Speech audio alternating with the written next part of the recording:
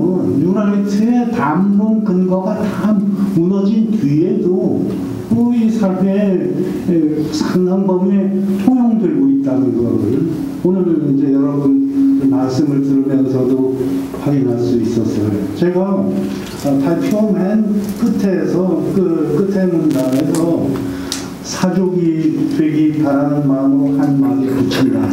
한마디 붙이는 게 있습니다. 싸우면서 배운다는 말대로 승리 지상주의는 윤석열의 반대자들까지 물들였다. 이것이 승리만 추구하면서 대결을 키우는 그런 추세가 그와 맞서서 싸우는 사람들까지도 한테도 그런 강박을 가해요. 그래서 뉴라이트의 통조에 대항한다는 쪽에서도 자칫하면 그런 불필요하게 대결을 키우는 그런 쪽으로 가는 추세가 생기지는 않을까 하는 게 저는 걱정이 되는 겁니다. 아까 발표에서도 딜리버레이션의 중요성을 말씀드렸는데 이게 딜리버레이션이 민주주의 제도의 주축으로 인정받지를 못했어요. 1960년대부터 나타나기 시작했고 90년대 이후에 발전을 시작했는데 이게 어찌 된 일이냐면 근대 민주주의가 발전하는 단계에서는 승리지상주의가 또 근대 정신의 일부로 퍼져 있었던 거예요.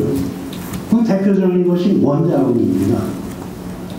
그 원자론을 대입시켜가지고 인간을 파편화하는 추세가 있었죠. 원자론 자체는 물리학계에서 20세 이후로 들어올 때 폐기가 됐는데 원자론의 세계관은 상당히 그대로 오랫동안 남았고 또 인간 사회를 그 원자론적인 관점에서 보는 풍조가 많이 있다 보니까 없는 갈등을 만들고 있는 갈등을 키우는 그런 추세가 된 거죠. 그래서 리박스쿨의 실제 상황에 대해서 저는 전혀 모릅니다. 다만 그런 어떤 풍조가 있다는 거. 뭔가 좀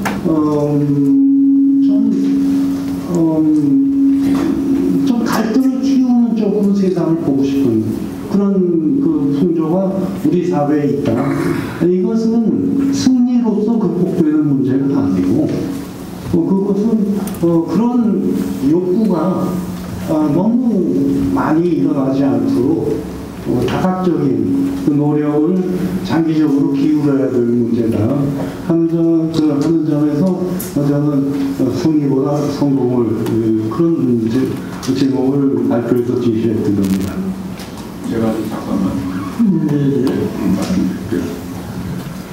지금 각 지역 교육청 단위에서 각국 학교에 퍼져 있는 이 리박스쿨에 그쪽에서 만든 그 교재들, 책들을 다 색출해서 그걸 폐기하는 그런 작업들을 지금 하고 있어요.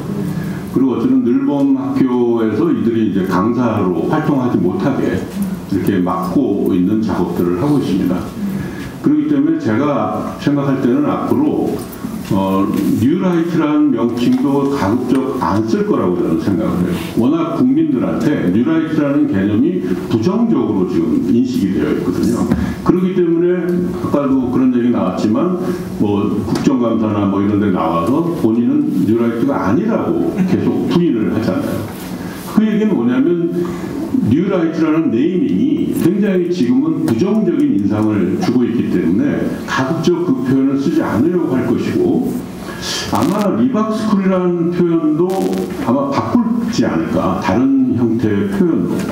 말하자면 이미 이제 드러나서 부정적인 인상을 주는 것을 이제 피하기 위해서 하겠지만 그렇다고 해서 이들의 노력이 결코 그렇게 쉽게 사라지지는 않을 것입니다. 그러니까 이들이 예를 들자면 이런 것이죠. 뭐 구체적인 역사적 사건들에 대해서도 뭐 식민지, 근대화론뿐만 아니라 정말 이 아까 그 뭐 반일 종족주의 그룹들 뭐 이 사람들이 이제 생산해낸 여러 가지 이제 이야기들을 그야말로 지금 청소년 세대들에게 그거를 그대로 강조를 하고 역사에 대해서 특히 가장 큰 문제는 뭐냐면 역사의 피해자들을 조롱하고 역사의 가해자들에게 면죄부를 주는 데 있어요. 저는 뉴라이트 역사관의 가장 핵심이고 가장 문제점이 그겁니다. 역사 속에 보면 분명히 가해자가 있었고 피해자가 있었는데 이제 좀 피해자가 목소리를 내고 그것을 극복하려고 노력하고 있는데 가해자의 편에서 그 가해가 아니었고 그것이 오히려 역사의 바람직한 어떤 방향이었다라고 그렇게 좀 뒤집으려고 하고 있는 거예요. 이것을 막아내는 것은 그거는 아까도 뭐 여러 가지 얘기 나왔지만 역사를 왜 공부하는 것인가 이런 것을 생각할 때 반드시 필요한 것이고요. 지금 퍼져 있는 뭐 이런 것들은 앞으로 여러 가지 이제 제도적인 차원에서도 그럴 것이고 이 비제도적인 차원을 통해서라도 그것이 확산되지 않을 수 있는 여러 가지 구체적인 방법들을 그리고 법적인 조치들을 만들어 나가야 된다고 그렇게 생각을 합니다. 네. 제가 한 말씀 해도 되겠습니까? 지금 말씀 참 잘 들었고 김기업 선생 얘기도 잘 들었는데 저희들이 이 고민이 하나 있습니다. 이제 국군의 전통을 바로 세우자. 그러니까 의병, 독립군, 광복군 그리고 국군으로 이어지는 이 정신사택에 대해서 바로 세우자 이렇게 얘기하는 거고 일본 잔재들이 만든 군정청에서 만든 국방경비대를 모처로 삼지 말자 이렇게 얘기를 분명히 했는데 어떤 후배가 딱 저한테 질문을 하는데 그것도 이렇게 대중이 있는 질문이 아니라 찾아와서 질문을 하는데 선배님 박정희 대통령의 공로를 부정하십니까? 딱 그러더라고요. 아 이게 이 사람들의 핵심이구나.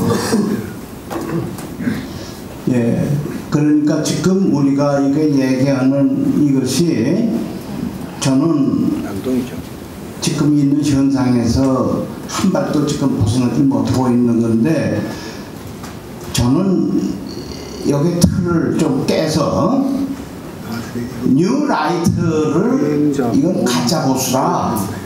보수가 나쁜 게 아니다. 가짜 보수니까 그렇다. 보수라는 것이 원래 내셔널리스트 아니냐. 에?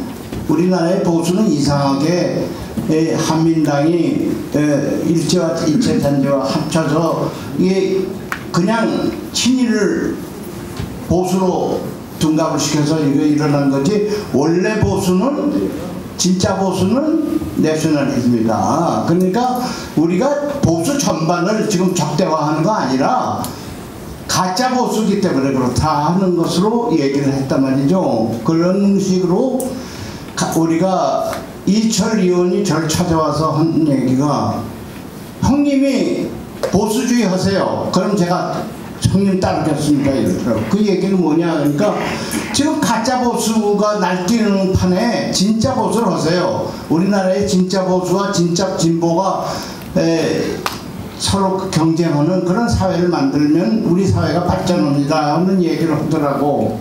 그러니까 우리가 지금 뉴라이트를 대할 때 이것을 어느 정도 보수적 가치로 인정을 해주면 나는 안 된다고 봐요. 이거 가짜 보수다. 처음부터 친일 보수가 어디 있느냐 존재할 수가 없다 하는 것부터 시작을 해야지. 이 보수 전체가 나쁘다 이렇게 할 때는 굉장히 많은 혼란이 올 수가 있어요. 그러니까 그 부분을 우리가 우리 광복회도 지금 그 부분을 어떻게 해소하고 넘어가느냐 하는 것을 지금 고민하고 있습니다. 그러니까 여러 선생님께서도 그런 고민을 우리에게 좀 지도해달라는 말씀을 좀 드리고 싶습니다.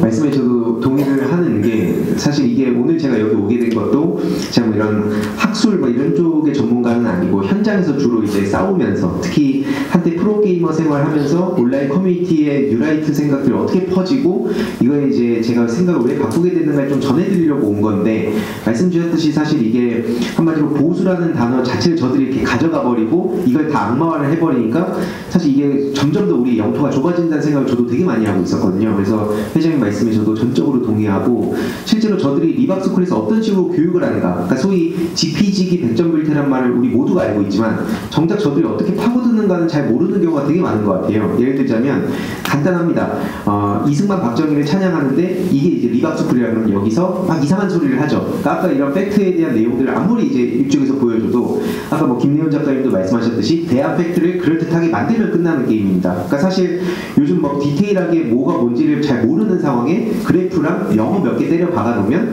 뭔가 이것도 사실 아닌가? 그러다 보면은 뭐 극좌가 주장하는 바, 이거는 극우가 주장하는 바, 둘 다 이게 퉁쳐지는 거죠. 그럼 도대체 우리 무엇을 믿을 것인가 하는 싸움에서 이제 저들이 지금 이제 계속 뭐 국정 교과서나 이런 걸 하면서 점령을 하려고 했던 건데 그들이 이제 교육이랑 언론, 그러니까 뭐 언론 개혁과 교육을 강화해야 된다는 얘기를 보통 가더라고요. 근데 이게 어떤 식으로 저들이 쉽게 무력화시키냐면 교육은 이미 좌파 세력들이 그 점령을 했다. 뭐 전교조, 민주노총 얘기를 하면서 학교에서 그러니까 이런 내용 못 배우는 거야. 쌤 왜 이런 거 학교에서 이승만 독재자라고 박정희 독재자라요? 학교에 이미 좌파 세력들이 점령을 해서 너네가 못 배우는 거야. 하고 실제 아이들의 입으로 그걸 계속 퍼뜨리고 있거든요. 그러니까 이제 그 젊은 어린 아이들이나 청년들도 그런 얘기를 여기저기 퍼뜨리기 시작하고 인스타그램 같은 요즘 플랫폼에서 그런 얘기를 확산하니까 사람들이 이제 헷갈리게 되는 거죠. 그 헷갈리게만 해도 사실 저들은 성공하는 겁니다. 왜냐면 우리는 실제로 팩트로 싸우는 거고 저들은 이제 사실과 대부분의 거짓을 갖고 싸우는 건데 이게 퉁쳐지는 거거든요. 그러니까 이제 저들이 계속 이걸 가지고 장난을 친 거고 언론에서 왜 이런 내용이 안 나와요? 언론도 작용화돼 있어서 그래.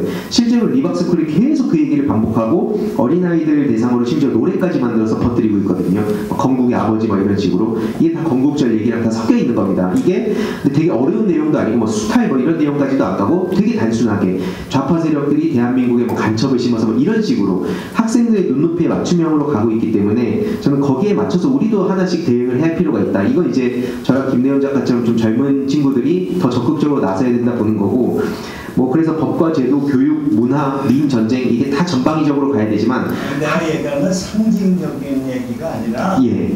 본질적인 얘기로 이것을 어떻게 정리하고 딱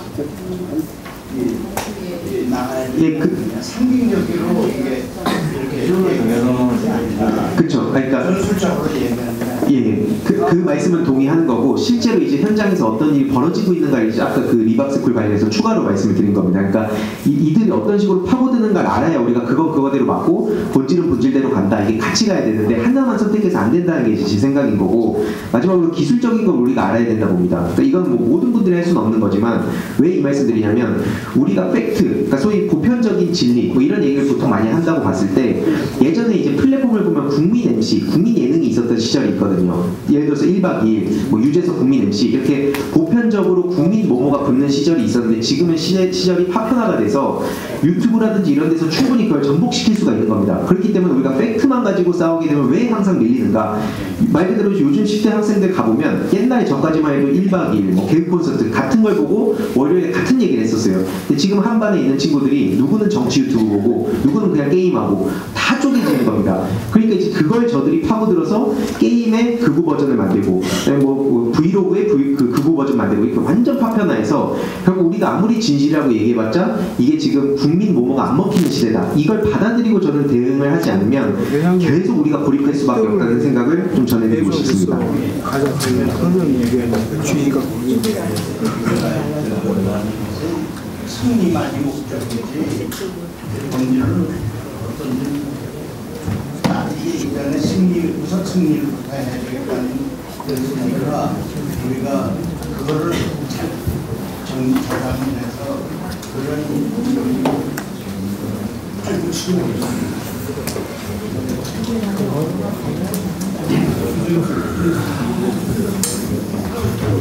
사실 처음에 뉴라이트가 식민지 근대화론을 주장했을 때 사실 보수적인 분들도 거부 반응을 많이 보이셨어요. 처음에는. 이건 도저히 받아들일 수가 없는 거죠. 아니 어떻게 식민지 하에서 우리가 근대화됐단 말인가. 이걸 어떻게 보수가 받아들일 수 있습니까? 그 받아들이지 않았어요. 근데 여기에 정치권이 결합을 했습니다. 지금의 야당이죠. 야당의 그 흐름 속에서 그걸 결합하면서 특히 그게 이제 교과서 싸움으로 드러난 거예요. 교과서 싸움을 통해서 마치 지금 현재 역사 교과서는 좌파. 그러니까 우리가 우파니까 그 식민지 근대화론까지도 우리의 논리로 받아들여버린 거예요. 여기서부터 굉장히 큰 문제가 생깁니다. 말하자면 역사라는 학문이 정치화되어 버린 거죠. 학문은 학문으로 얼마든지 학문적인 논쟁은 있을 수 있는 거 아니겠습니까? 예를 들면 이용훈 교수 그룹이 예를 들면 경제사와 관련해서는 나름대로 실증적인 자료를 동원해서 이야기를 합니다. 그 결론에 대해서는 서로 의견이 다를 수 있지만 그런데 예를 들면 정치적인 뭐 해방 이후의 정치라든가 이런 거에 얘기할 때는 그런 실증주의가 사라져버려요. 주장만 난무합니다. 구호가 난무해요. 저는 이것이 굉장히 큰 문제라고 생각하는데 아까 말씀하신 대로 사실 원래 보수란 자신의 역사, 자기의 전통 그리고 지금의 헌정 질서를 받아들이는 것이 보수 아닙니까? 저는 보수가 나쁘고 진보가 옳다고 생각하지 않아요. 어느 사회나 보수와 진보는 있어야 됩니다. 근데 지금 마치 뉴라이트가 한국의 보수의 대표인 것처럼 지금 인식이 되어 있는 거예요. 저는 이것이 단절되어야 된다고 생각합니다. 진정한 보수는 독립운동의 가치를 옹호하고 그것에 대해서 자부심을 느끼고 지금 현재 대한민국이라는 게 어떻게 생긴 겁니까? 거기서 우리가 민주공화국이라는 걸 선포한 거 아니에요. 제국이 아니라 민주공화국을 아직도 순종이 살아있는데도 민주공화국을 선포한 겁니다. 저는 그 민주공화국의 가치를 지키는 것이 저는 보수라고 생각합니다. 진보는 민주공화국을 뛰어넘은 뭐 더 평등하고 더 분배를 하고 어떤 그런 가치를 지금 주장하는 것이지 예를 들면 대한민국 임시정부의 가치 독립운동의 가치 이거를 인정하는 것은 보수예요. 그게 보수지 그거를 인정하지 않으면서 어떻게 보수라는 말을 합니까? 그건 보수가 아니에요. 맞습니다. 그거는 그야말로 자기의 기득권의 옹호, 과거의 자신의 조상이라든가 그런 자기의 뿌리를 어떻게든지 정당화시키려고 하는 사람들이 보수를 참칭하고 있는 거죠. 저는 진정한 보수가 회복돼야 된다고 생각해요. 그래야 거기서부터 어떤 진보와 보수 간의 어떤 토론과 논쟁을 통해서 더 나은 그 방향으로 나갈 수 있는 거지 이런 뉴라이트적인 인식이 보수를 대표하는 한 한국의 보수는 건강할 수가 없습니다. 그렇게 해서는 논쟁이라는 것이 가능하지 않습니다. 그런 거 여러 가지가 있겠죠.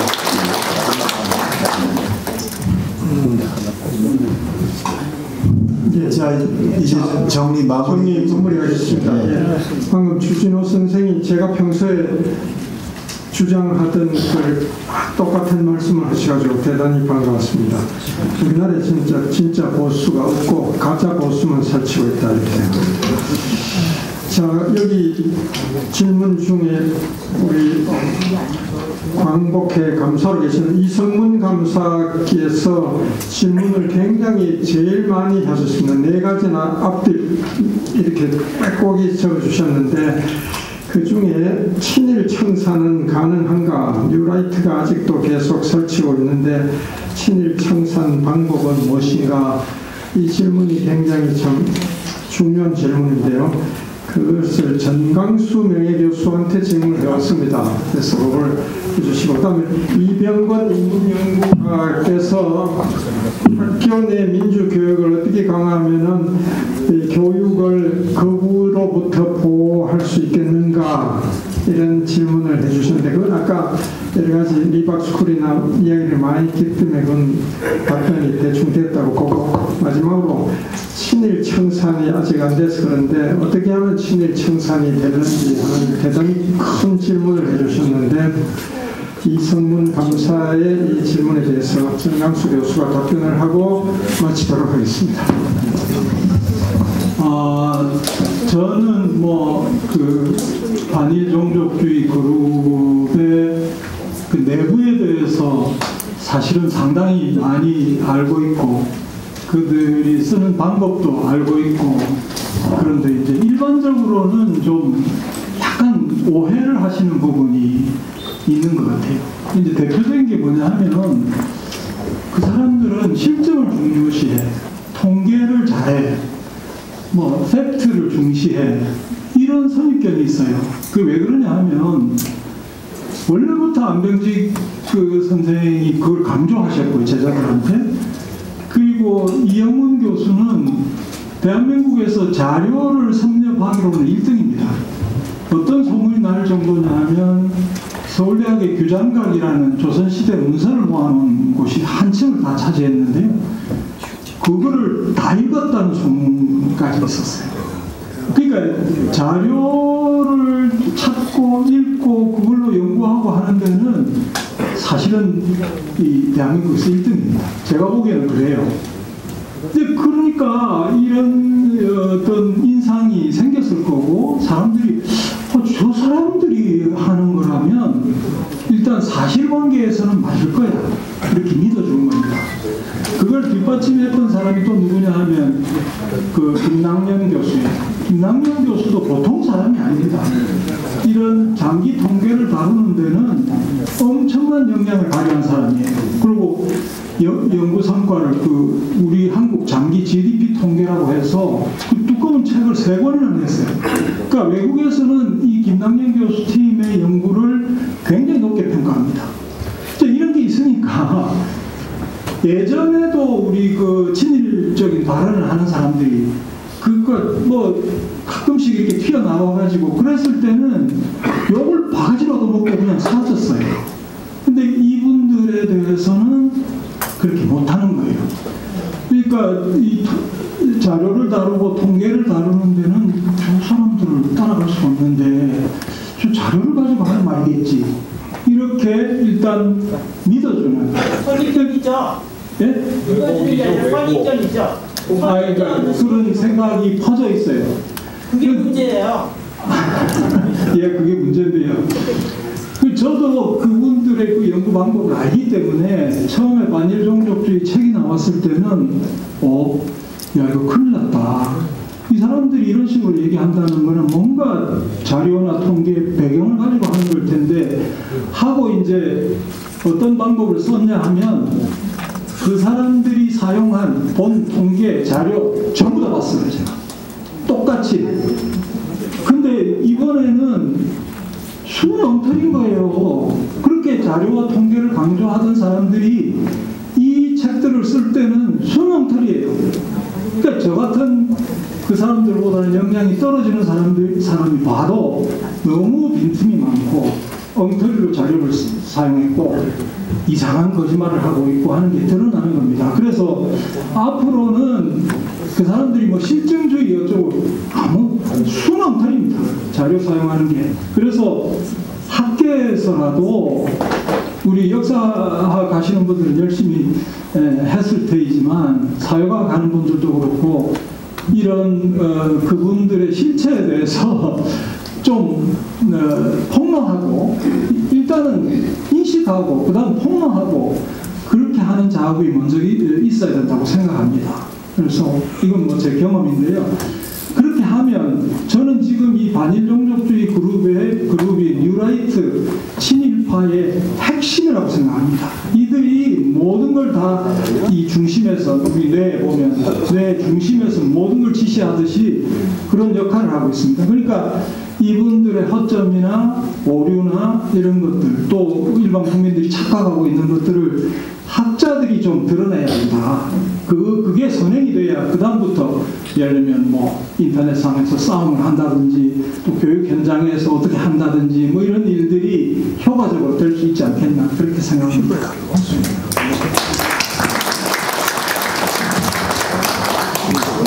예, 정강수 선생이 너무 겸손해가지고 그 이영훈, 김남년에 비해서 자기가 떨어지는 학자다 했는데 그건 틀린 말입니다. 네, 너무 겸손해서 한 말이에요. 제가 볼 때 정강욱 선생이 훨씬 더 뛰어난 학자입니다. 제가 그 이영훈, 김남년을 잘 압니다. 잘 아는데 별거 없고요.